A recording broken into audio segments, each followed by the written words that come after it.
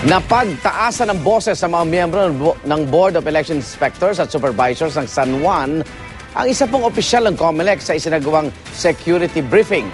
Kabilang sa inireklamo nila ang kawalan daw ng linaw na mga gagawin nila sa araw ng eleksyon. Saksi si Mark Zambrano.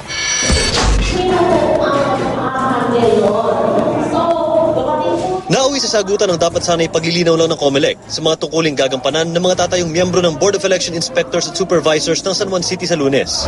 Hindi, honey ho, wala kayo sinabi. Hindi namin alam na kami pala ang in charge doon.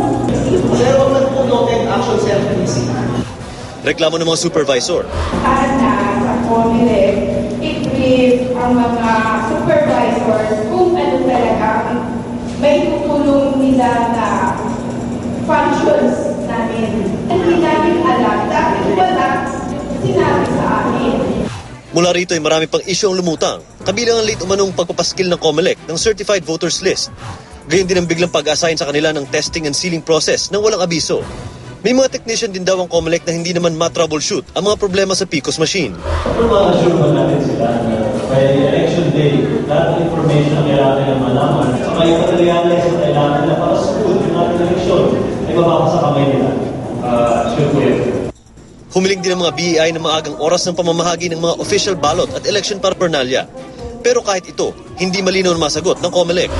Sa mga question na hindi natin masasagot nila, mag-request daw sila na mas maharap makuha yung official ballot sa mga election paraphernalia. Kasi sa instruction kasi, election day, Pagdating naman sa kanilang seguridad, tiniyak ng San Juan Police na may mga tauhan sila sa lahat ng 11 polling precinct ng lungsod sakaling kailanganin nila ng tulong. Pati yung mga nagdidistribute ng mga sample ballots o election paraphernalia, pinagbabawalan nila, pinasasabihin nila, pinagbabawalan sa alawang limits. Ako si Mark Zambrano, ang inyong saksi.